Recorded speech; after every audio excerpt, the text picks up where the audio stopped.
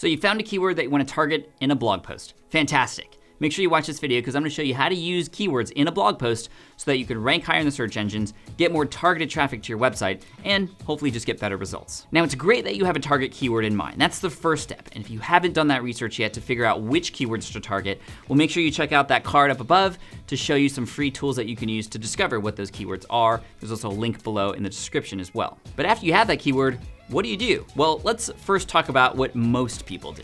Now, some people go crazy with that keyword and stuff it everywhere. They have it 3 times in the title, 20 times in the description, and it just becomes something that a human who reads that blog post is not going to enjoy. You do not want to do that. Other people, they don't have a strategy going into it, so they kind of just write and kind of let things happen, and as a result, some posts maybe do well and other ones not so much. Now, to make this easy for you, I'm gonna give you a 3-phase strategy that's gonna make it very simple for you as you move forward into the future. So, let's begin.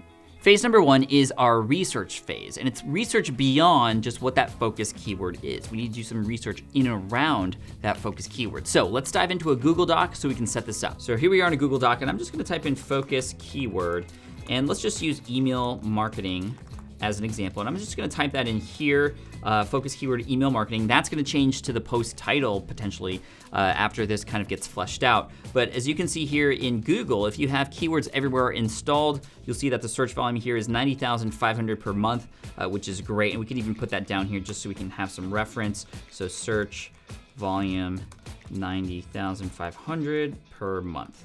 Next, we want to find relevant keywords. These are longer tail keywords or related key terms that people are using in and around this particular topic. So we're going to keep track of this here as well. And to do that, quite simply, all you have to do is go back to Google and really easy. All you have to do is scroll down. Here's some related searches to email marketing. So email marketing examples, how to do email marketing definition, strategy, benefits, companies, free, what is email marketing and how does it work? You can also see the search volumes for each of these here, again, if you have keywords everywhere installed too. Relevant keywords are important to understand because these are other terms that we should also be discussing within our blog post. This shows relevancy toward that bigger seed keyword that we have, and also shows Google and other human beings who are reading this post that we kind of know what we're talking about, because remember, these are things that people are searching for in addition to and related to our seed key term. Now, SEO and keyword research can go far deeper than this, but I'm trying to make this simple for you, so we're actually gonna stop there for phase 1. Again, very simple. I've tried teaching other people some more complicated strategies before, and they just kind of get hung up. So I'm gonna give you the basics and the foundational items here, and really it's all about, okay, what's that seed keyword, and what are the related terms people are searching for? That's phase 1. So at this point, you're already done, and let's move on now to phase 2. Phase 2 is the content creation phase, and it has 5 different components to it, which we'll go over right now. First, it's gonna be all about your approach. You wanna approach your blog post as if you're about to create something that is more amazing than any other blog post that's out there. And when you have that approach, you're gonna take a little bit more effort to create something that's gonna stand out from the rest. It's gonna have somebody share it and also have Google rank it higher too. The approach is really important, and there's a few ways to make sure that you're approaching it in the right way. First, you wanna make sure that you put yourself in the shoes of somebody who's about to read this post. Understand where they're at, what are their pains and their problems, and what transformation are you about to write for them? How are you gonna create that transformation through this blog post? That's how your blog post is gonna be structured. What am I doing with my hands right now? That's weird. And number 2, provide some sort of quick win. So near the beginning of that post, maybe not necessarily the first paragraph, but in some way, shape, or form, have a person do something or perform some sort of exercise or even think about something in a way that allows them to realize something or have something that they didn't have before just within the first paragraph or 2. That's gonna help them realize really quickly that, wow, I should read the rest of this because I'm already getting a lot of value from it. Okay, so in addition to the approach, the second thing you need to focus on, the second element of content creation that's really important related to these keywords, is that you use your focus keyword, the target keyword that you want to rank for, in the first sentence of your blog post. Use those keywords or key phrases exactly how you want them to be found in the first sentence of your blog post. It doesn't have to be the first set of words, but just naturally in the first sentence so that a person who reads it understands what this post is about, but also Google, when they crawl through it, they'll understand what it's about too. Now that focus keyword is gonna also appear throughout the blog post naturally. Make sure just naturally put it in there.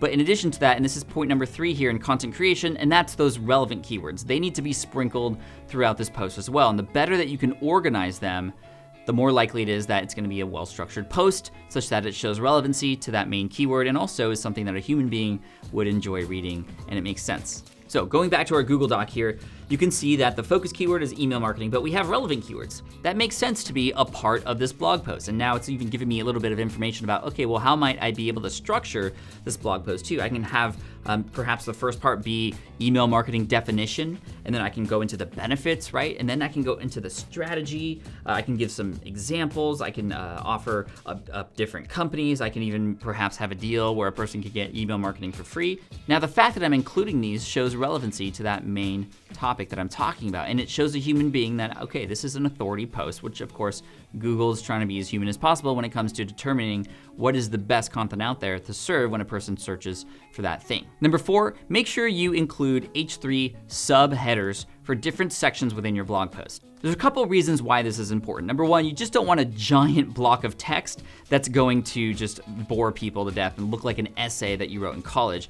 You want to write for people who are reading on the internet, which means you need to make it scannable, which means you need to have different sections that are divided by these subheaders. So bolder text, larger text, that just shows, okay, here's the next section of my blog post. Now, if you can include relevant keywords and things people are typing into Google in those H3 sections as well, it's gonna have a little bit more weight about that relevant keyword injected into your particular blog post. So again, it's not, there's 1,000 factors that go into what ranks a web page on Google, but these little things, they stack up and they add up for sure. And number 5, this isn't relevant to the keywords that you're using, really. It's relevant to just how you should write. And that is, you wanna write so that a person will wanna continue reading. And it starts at the beginning. The very first paragraph, like I said, the first sentence is gonna have that focus keyword, right? But the first paragraph should entice people and make them wanna continue reading on to the next paragraph. And this is something that doesn't come naturally to a lot of people, but you wanna create your open loops or your hooks so that a person is just like, oh, well, of course I'm gonna keep reading. And there's a few different ways to do that. You can start with a story. Stories hook people in. Number 2, you're gonna share with people what the benefits are of continuing to read down this post. Like, here's what you're gonna get and why it's important. And number 3, creating some sort of hook or open loop, meaning you're gonna share something, but you're not gonna give it all away until later at the end of the post.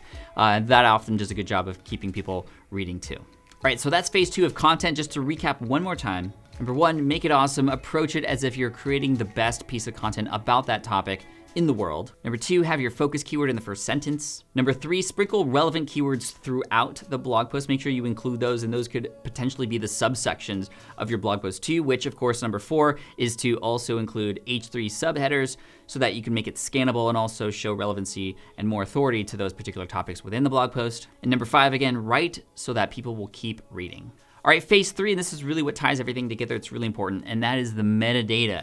Now, there's some front-facing things that we're gonna talk about, but also a lot of back-end things that Google will see that, again, shows relevancy for that keyword and strength and authority as well. So let's dive right in. First up with actually a front-facing thing called the title of your blog post. Now, the title of your blog post is obviously very, very important for a few reasons. Number 1, it's the first thing that people are gonna see before they dive into any of the content that you write. So you need to make that title great, curiosity-driven, to share a little bit about what they're gonna get, but you also want it to match what they're likely typing in to search and find your content. So very simple, when it relates to the keyword that you're using, make sure your focus keyword is right there in that blog post title. So I'm here in Google now, and you can see that I typed in start an email list. And besides the ads, actually, my website comes up a couple of times here. So as you can see, how to start an email list in 2018. So that's from my site. The same post down here, how to start an email list 2018.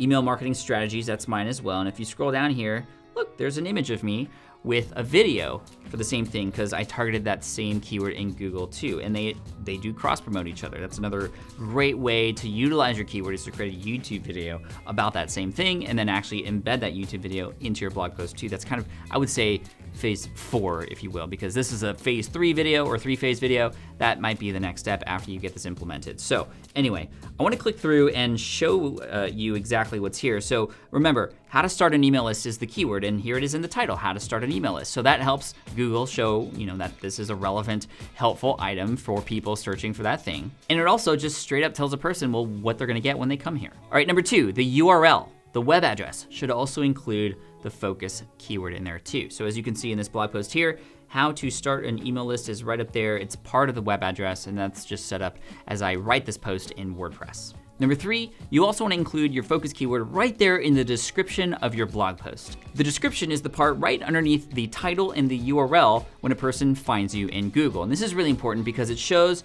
well, first of all, it shows Google, because hopefully your focus keyword is there, that this is about that particular topic. But it also shows a person on the other end that that's what it's about, and you have a little bit more room to, include a little bit about what that post is going to help them do. So as you can see here in the back end of my WordPress website, I get a little snippet preview, and I'll talk about how I do that in just a minute. But this is what it looks like in Google. So how to start an email list in 2018 step by step, that's the title. The URL is there, and again, this matches too. And then how to learn how to start an email list with this step-by-step tutorial. I'll walk you through the basics of setting your business up for email marketing. So very simple and clear what they're gonna get when they go here. Now you'll notice that also the keyword, the focus keyword, is bolded here. How to start an email list, and also how to start an email list here in the description. That's actually what happens in Google too, and it helps your blog post stand out a little bit too. How do you make this happen, and how do you preview it like this? Well, I use a plugin for my WordPress site called Yoast SEO, and it's the best SEO plugin that you can use, especially because it's quite user-friendly, especially for beginners, but also it shows you really cool previews like this. Now what's really cool is when you create a new blog post every single time, you can put a focus keyword in here, and then it'll just make sure that, hey, you're doing everything right. You'll have a checklist. It'll also mention, okay, when you don't have the focus keyword done correctly. And again, this just stacks things in your favor so that you can give yourself the best chance to rank and succeed. I'll put a link below in the description for those of you who are using WordPress. You can download and install this plugin, which is free to use. All right, and finally, related to metadata, a really quick, easy thing to do and just something to practice is that when you have images in your blog post, which I would recommend having because it just breaks up the content, makes it look nicer, has it become memorable, I would make sure that you make the alt text for those images something related to your focus keyword or a relevant keyword. What is the alt text? Well, when you're including an image, there's a number of fields that you can fill out, like the title of that image and all sorts of things, captions. One of the most important things is the alt text. That is the text that shows up if for whatever reason the image were to not actually load, this text would show up instead. This is something that Google looks at, again, just to see what that image is about. And it also gives you a chance to be found in Google Images search as well. So as you can see here, here's a thumbnail. I could likely pick a better image, but as you can see here, I just titled it How to Start an Email List and How to Start an Email List here for the alt text. And I'm just gonna hit update, and there you go. So when you include an image, make sure that you get into the practice of also including the alt text with it, and make sure it's relevant to that section that you are including that image in your blog post. Now, for some of you who are watching this, you might be like, Pat, this stuff is kind of basic, but thanks for reminding me, and that's great. But most of you, I'm sure, who are following through with this are gonna be beginners who might be a little overwhelmed from what we just talked about, and that's okay. I made it simple. We just talked about the foundational items. You can go way deeper into this, but we're not gonna worry about that right now. Start simple, but the most important thing is to just start. So start doing this, creating the habit of going through this process every time you create a new blog post so that you'll stack things in your favor and have the best chance to rank and actually see some results from all the hard work that you're doing. But the number one tip I can give all of you right now in relation to, okay, making sure this is gonna work for you moving forward is to make sure you plan ahead. And this is something I actually didn't do until about 2 years ago. And before that, I would approach blogging like this. I'd go to my computer and I'd begin to write, and then I'd wonder, well, what am I gonna write about? How am I gonna tackle this? I don't even know where to start. I just got on that content hamster wheel where it just felt like a struggle every time I had to write something new. So I got rid of that, and with the help of a lot of my team members, we created a system by which it's a lot easier now and less overwhelming for me to create blog posts and create content, and that is simply planning ahead. So once a quarter, we all meet, my team and I, and if it's just you, it's just be you and you, that's okay. You meet and you think about, okay, what content am I gonna create for the rest of the quarter?